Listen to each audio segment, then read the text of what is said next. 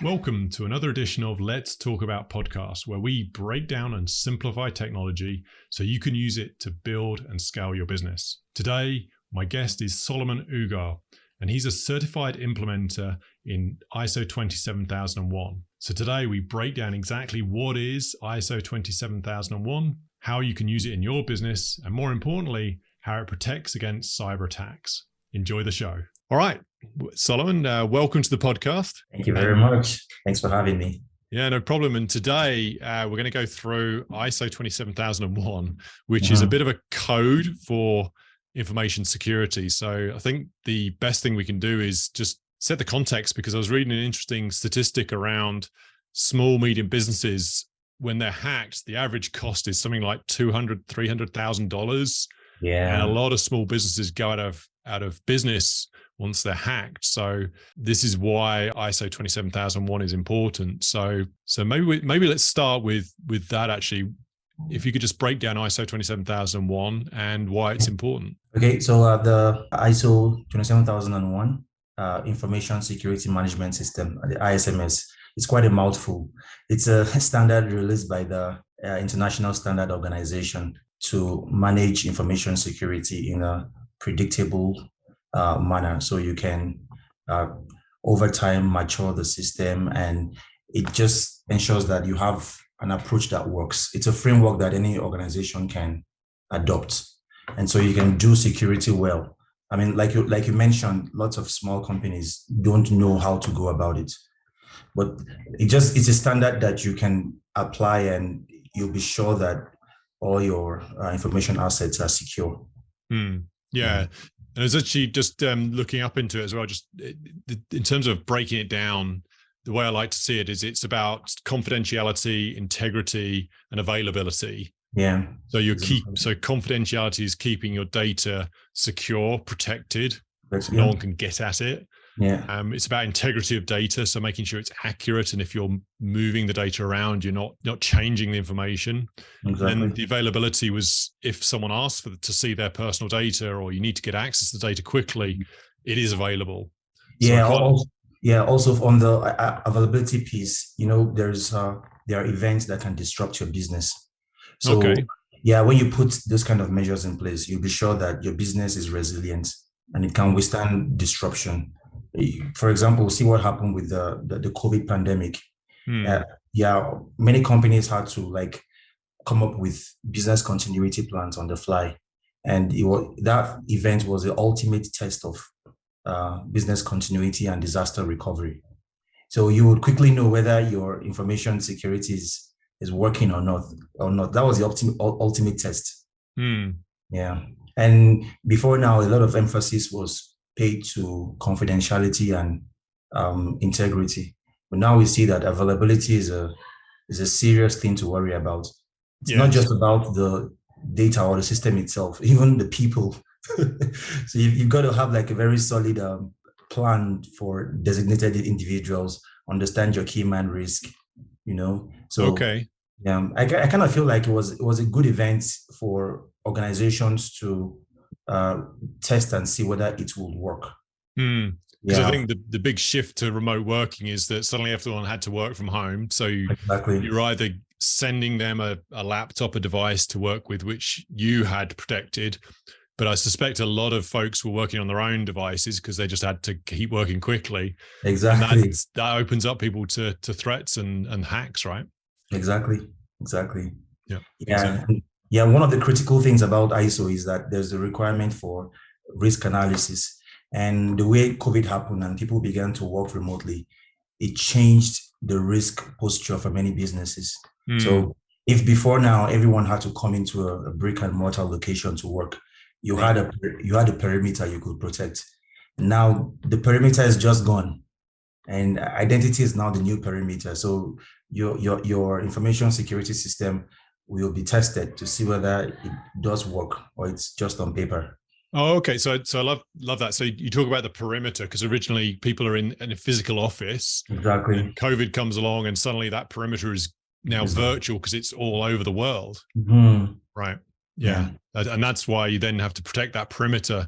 using these tools and so when we break down ISO 27001, effectively it's a set of standards that help you protect your data. Exactly. Yeah. It's a like I would say it's like a framework, and it's highly adaptable. So the way you would deploy ISO in the banking space is different from how you would deploy it in the freight business. So there's a requirement for strong domain expertise. Right.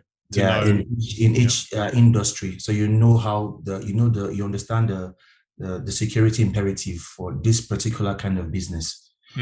Yeah. So if you took an ISO professional from the freight business to go and you told them to go implement ISO 27001 in a cryptocurrency organization, they would have like a large learning gap, because that business model is totally different and the risk profile is very different. Right. So having that expertise and experience is really important. Yeah.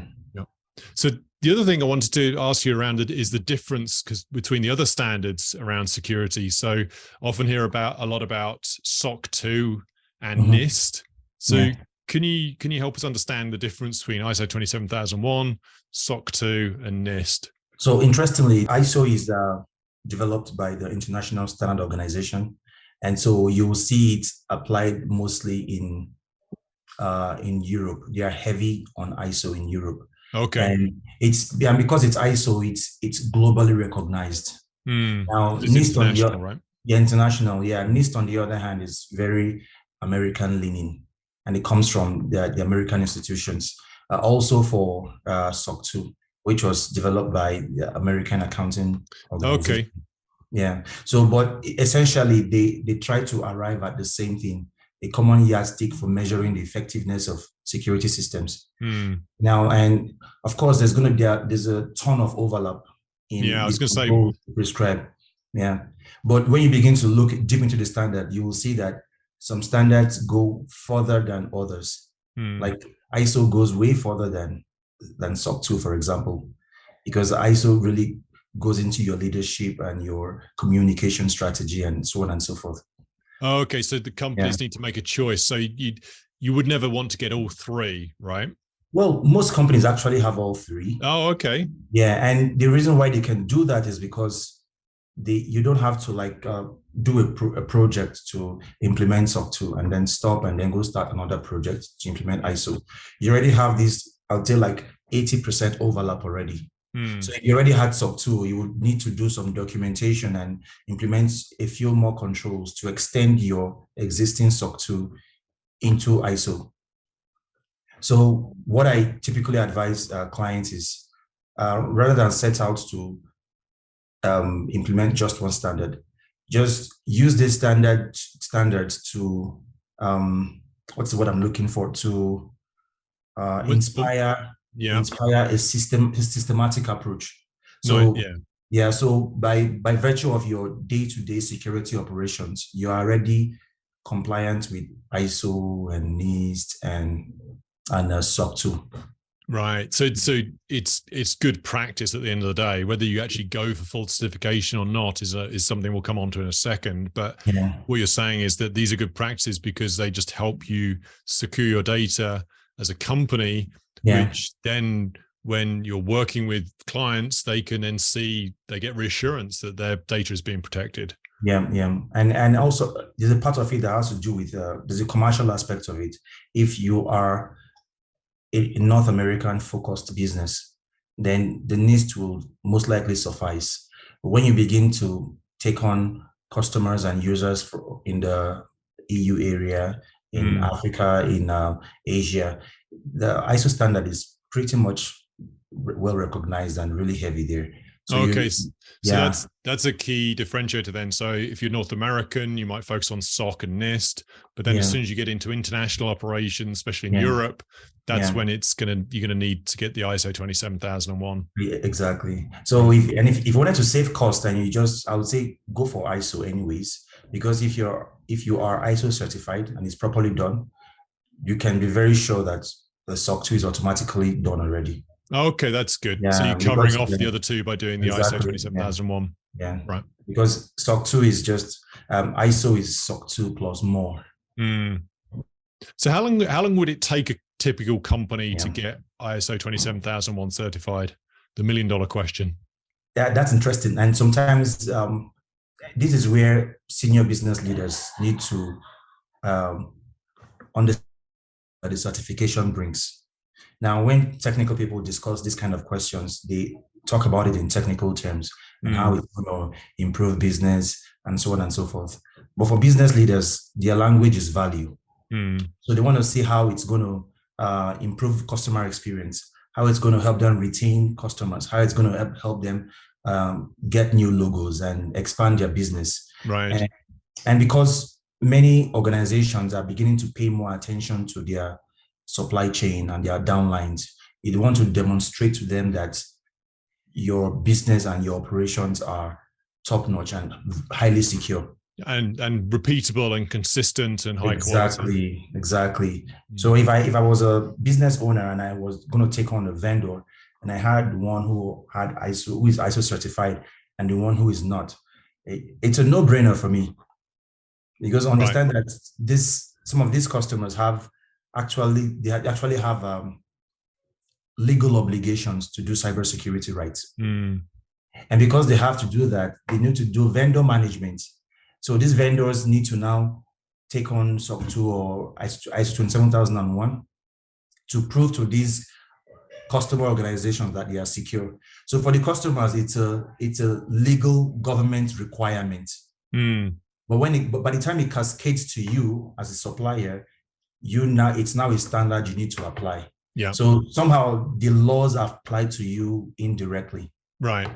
And in terms of how long it takes, that's because you're going through the extensiveness of it and the quality of it. Because I think there's 14 control areas and there's 114 controls. Yeah. So how long would it typically take? How does a company approach that? Yeah. Okay. Right now they've squished it down to about 93 controls, I believe. For ISO 27001. So it's now it's not 114. It's now 93. Yeah. Right. That's 2002 standard version. Yeah. And okay. So you just thrown another one at me. So we talked about ISO 27001. Yeah. So talked about ISO 27002. So 27002 is it's an annex to 27001. Okay. Yeah, and an annex is a guideline, and what it means is if you want to achieve 27001, we recommend you use 27002. Okay. To achieve it. Yeah. Right. And you could decide not to. You could decide to go use NIST 853 to achieve it. So it's basically it's a set of guidelines that you can follow in order to achieve 27001. And it's not compulsory you actually use 27002. Right, got it. Yeah. So if you want to do ISO 27001, referring to the ISO 27002 framework is a good way to achieve it. Exactly. Yeah. So in terms of breaking it down, the process, so when we've been doing work on this before, we found a really good approach is we break it down almost into 3 key stages. So we start with that audit readiness check or assessment. So we do a 2 to 3 month check to see what the gaps are, your preparedness for setting up your ISMS and your readiness for the audit. Yeah. And stage 2 would be getting into actually building out your ISMS using ISO 27002. Yeah. And then stage 3 is the audit check and then the actual certification itself. Yeah. So I'm going to link this back to your earlier question about how long it takes to achieve it. So it really depends on your existing maturity level. So you could have controls in place, but they may not be effective. You're not mature. Right. Yeah. If your processes are like ad hoc, they're not repeatable. You know, if in a company where when the IT person goes home, security stops because he's not around, he's on vacation, right? Yeah. So that is very ad hoc. It's not a repeatable process. So the maturity level is very low. So whenever you have a client who wants to implement ISO 27001, we need to do a gap assessment. And that helps us understand the maturity of the controls, if they are even present at all. Yeah. Yeah. And if they are present, you want to see how effective it is.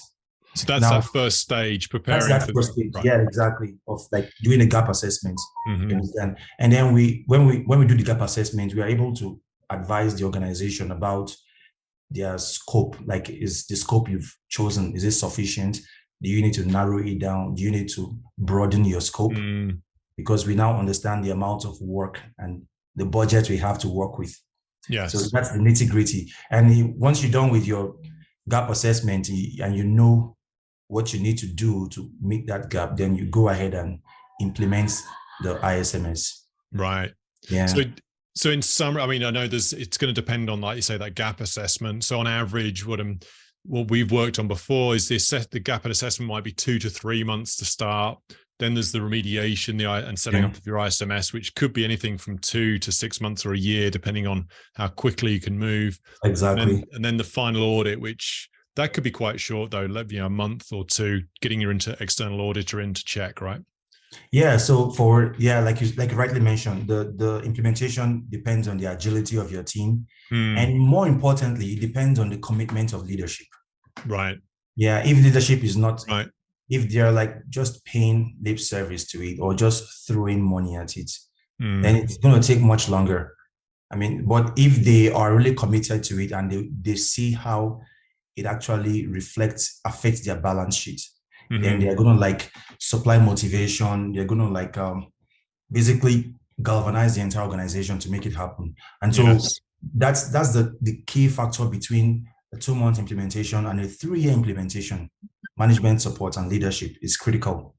Yes, and so, exactly. To sponsor this through, because it's really galvanizing, like you say, the process throughout the organization, which then presents to the market and your clients confidence and control around knowing that clients then can be confident that they know their data is being looked after. Exactly. And so after that is done, then we can get auditors in for a stage 1 audit, very short, review documents, review processes. If there are any gaps, then you're going to have like a corrective action plan. Right. If there are major non-conformities, the auditor will most likely ask you to take some time off and fix it. Right. Yeah. So, and they won't bother going on to a stage 2.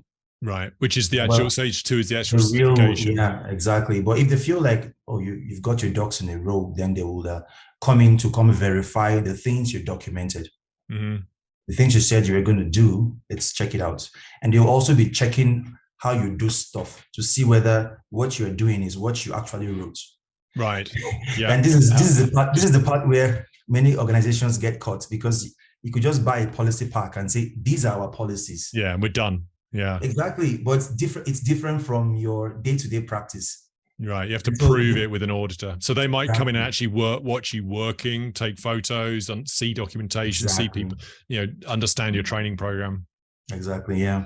And the auditor will be paying particular attention to those risky areas from his understanding of the industry. Right. Yeah. So given that process, could take anything from 9 months to a year. But the other key question that I get a lot from clients is, how much does it cost to get ISO 27001? And that's again is a tricky one to answer, right? Because it will vary depending on the gaps and the remediation. Yeah, it is. I would say I would advise companies to break it down in a multi-stage approach, and maybe like imagine how much a gap analysis would cost, and then go on to look at how much will it take to remediate, and how much will it take to audit and certify. So for a medium-sized organization, I would say they should start with a floor of like $50,000 from like a basic floor to start with, and then it grows from there depending on the complexity of your operations and the size of your organization. Right. Yeah. And then the ISMS is going to vary depending on the gap assessment. But then the audits, the stage 1, stage 2 audits, they're fairly predictable because that's a fairly repeat. So that's when we've done it before, it's around the 10 to 20,000 Canadian to do that stage 1, stage 2 audits. Yeah, thereabouts. And the good thing is the auditors are working with the standard that is already available to you. Right. So so it's not exotic, and they have to the auditors have to audit according to a specific standard. So like their sampling, their observation, their interaction with you is highly regulated by the International Standard Organization. So what I'm hearing is and what we've done before is it's important to get someone to guide a company through readiness for an audit. Oh, yes. And that person's independent from the actual auditor themselves. So you basically, if you're a certified ISO 27000 auditor, you can actually set them up ready for it. And then you get your external auditor to certify. Exactly. I would recommend if you are able to find a consultant who is both a lead auditor and a lead implementer. Right. Yeah, very helpful. Okay, so that's important, the lead auditor and lead implementer. Exactly. I mean, if you only have a lead implementer, it's fine. But a lead auditor helps because he can see the matter through the eyes of an auditor. And he will usually interpret controls differently than an implementer would. Okay, and they already have this audit experience and they understand what auditors look out for. Right. So it's very helpful. Yeah, it actually saves money. Because you're bringing that experience to the project and you can save the company time in terms of getting through that certification. Exactly. Yeah. So then the other final question I have, which I often get from people, is when is ISO 27001 certification not right for my company? When would I not need this? Well, I would say if it doesn't provide value to you, then you shouldn't go for it. Because if you can't see the value after one or two cycles, it will just fall apart because no one is, it's not tied to the reality of the organization. I mean, don't get me wrong, information security is important, but I was going to say is everyone should be looking at this really. It's just, I guess the key question is whether you go for certification or not. So I think we'd encourage every company to at least look at the standard and apply the framework and the principles and then decide if you go for that certification. Exactly. Yeah. As they say in the space, compliance is not security. There are many organizations who are compliant but are not secure. Oh, yes. And you will know when a breach happens, it means their controls are not effective, but they are certified. And there are some who are secure, but have not bothered with certification. Right. Yeah. Yes. Certification just proves to third parties that these guys do security well. Yeah, like a benchmark, but you could still achieve that benchmark without being certified and you know that the information is secure. Yeah. Interestingly, some organizations would have an implementation scope of A, B, C, D, and they would only certify A. Oh, okay.